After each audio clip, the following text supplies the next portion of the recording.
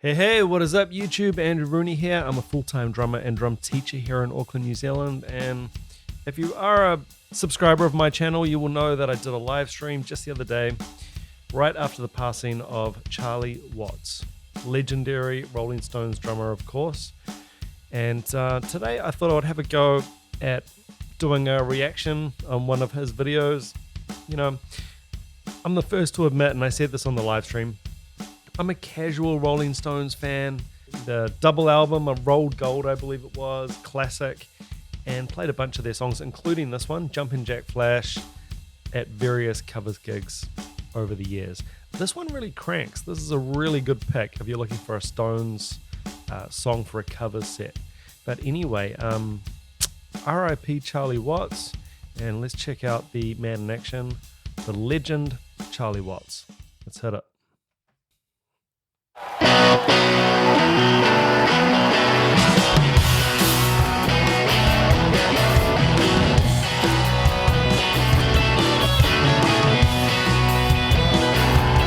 Now, straight away, I'm really sorry to stop it so quick, but straight away, I mean, it's messy. It's sloppy. And look, I don't want to get any hate for that. I don't mean that in a derogatory way. If you are a fan of my channel, you would have heard me go on and on about the copy-paste style of music that we get these days with rock. I mean, this is real. This is rock and roll. You know, kind of define the genre in a way. But rock and roll has turned into like a computer-perfect copy-paste straight away. This is rough around the edges, and I really, really like it. I'm surprised how rough around the edges this is. I'm going to go back. Let's go from the start. Look at the break on that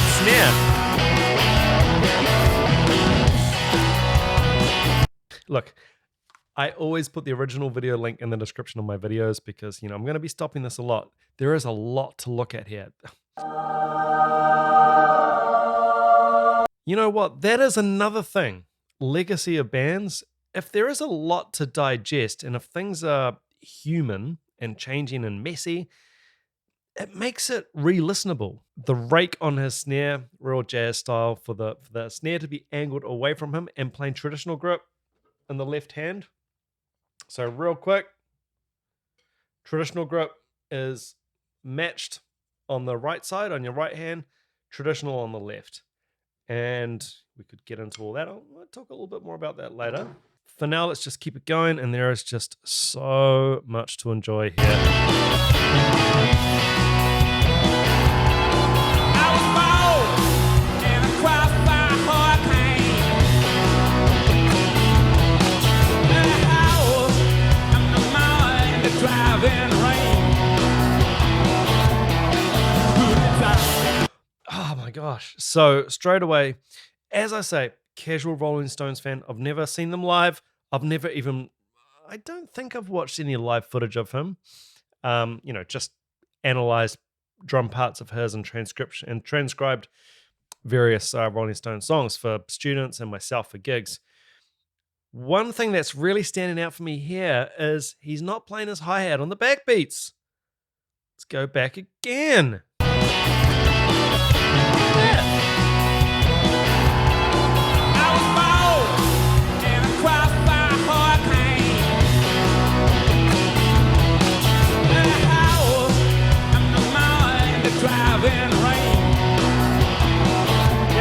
Hi-hat on the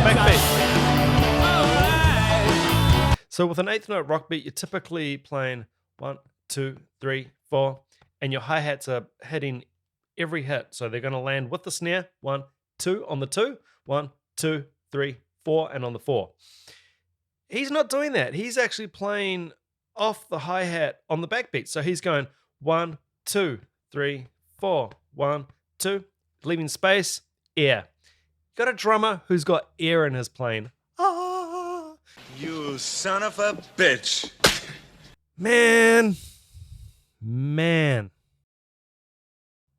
Gonna learn something from these guys. 200 million units sold. Band's been together since 1962. Learn from them.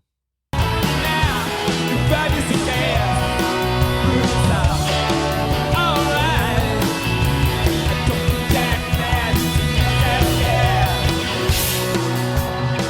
Wasn't doing it on the ride, just taking the right hand off when he's on the hi-hat. It must just be more comfortable for him that way.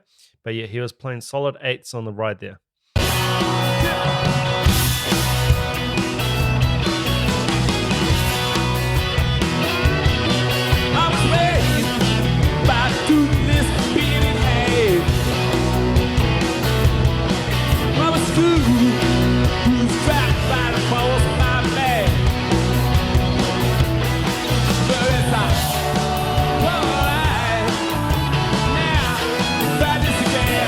Plays like a jazz player.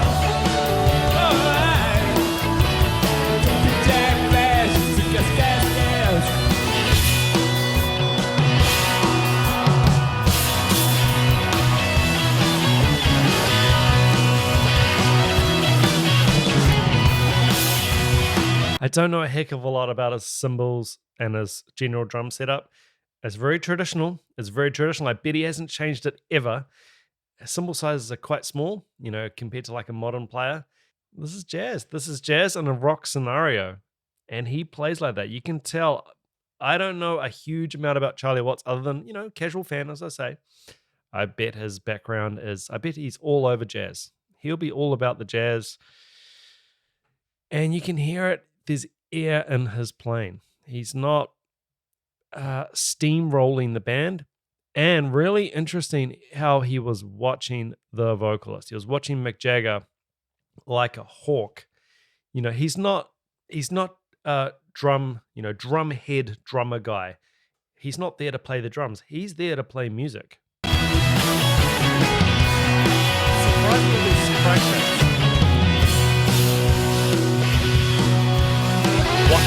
Watching the band. Doesn't know. Oh, there's so much here. Watching the band because he doesn't know what's going to happen. This is improv. They're jazzing it. It's not just steamrolling through and playing your drum part perfectly night after night. Old school.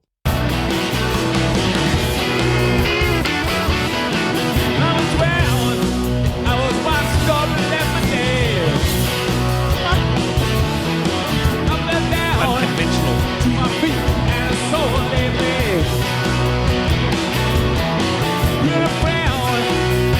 That riff, man. I was down, whose lights right through my head. But it's alright. Now, that is the gas.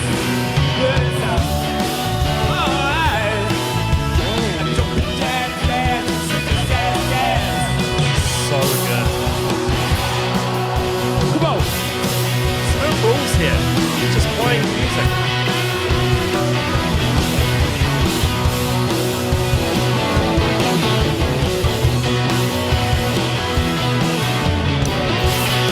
Oh, what was that? We had a little something happened there.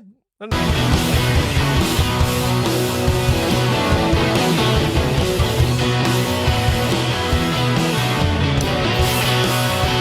think he caught the cymbal on the way up. Now, look, I really went into town on this on the live stream. And again, apologies for stopping this so damn much. You must be just... But there is just so much to unpack. Compared to like a modern perfect player. You got to have respect for that as well. Absolutely. I love that. You know, Jeff Porcaro is my favorite player and he's a perfect player. This is just a whole different universe. This is like, it's rock and roll. That's what it is. And like, you know, he caught the cymbal on the way up. He's not how can we put this? He's not probably a drummer's drummer. He's a band drummer and a massive band. And you've got to stop thinking of that as derogatory. I guess sloppy is a derogatory that's got a derogatory connotation. Need a better word for it. It's rock and roll, man.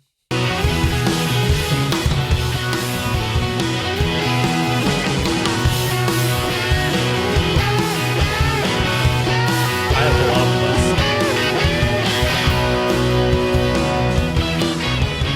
Cymbals must be close. Now they're vamping.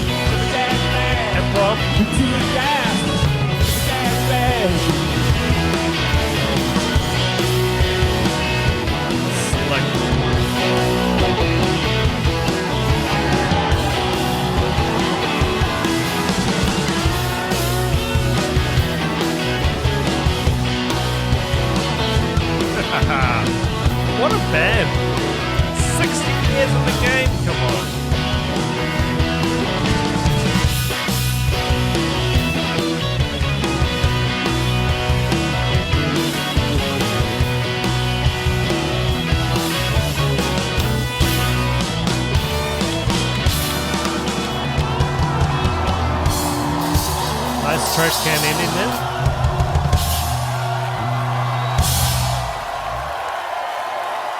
That's how it's done. Thank you. How you doing, okay? Oh, I enjoyed that even more than I thought I would. That's how it's done. Energetic, charismatic frontman, creative, iconic band all round. I don't need to get into them individually. We all know about Keith Richards and his define all kinds of laws of the universe. But you got Charlie Watts at the back there, like classy, kind of stoic kind of character.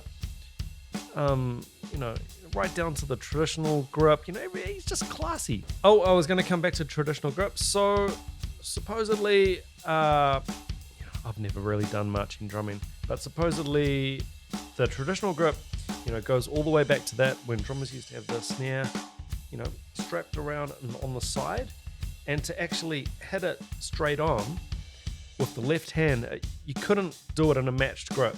You had to be in traditional, and that was the way that you could actually hit the head of the drum. I'm not 100% sure that that's the story that goes around. I'll go with it. It makes sense to me, but it was an older style. You'll still get people playing traditional today. Stuart Copeland's a really obvious one, and sort of the more heavy, in the rock circles, heavy backbeat at least, and most jazz players will play traditional. I went through my whole jazz degree actually playing traditional, which is bizarre to me now because I never ever played traditional grip. I think the big advantage of traditional grip is that because all of your limbs are playing a separate part of the kit, they kind of got a separate role when you're playing the drums, especially in jazz.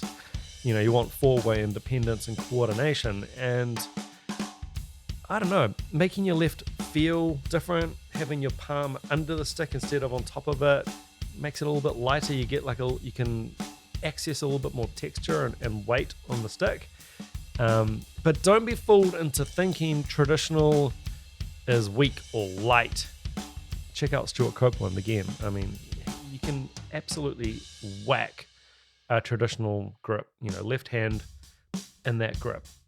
Don't worry about that. You can play it super loud. Doesn't affect that at all. It's different. If your hands are different, like they sort of feel more like they're gonna have different roles.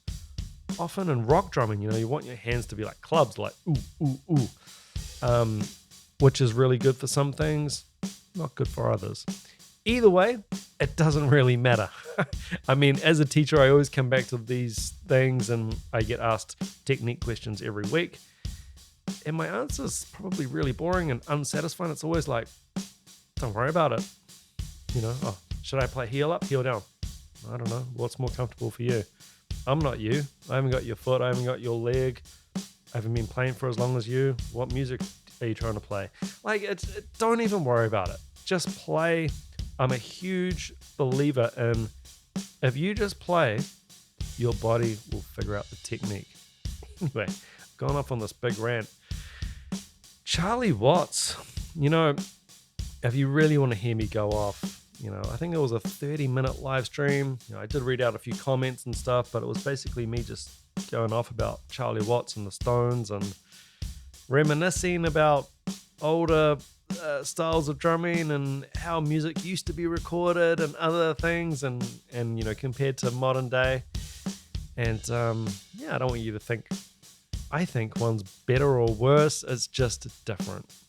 And it's okay to get nostalgic about older stuff. Yeah, that music's special. And, its legacy, those bands will never die. I mean, people are going to be listening to the Rolling Stones music forever. Forever. And that's amazing. And yeah, I'll leave it at that. Rest in peace, Charlie Watts. Absolute drumming legend. Thanks for the music. Ciao.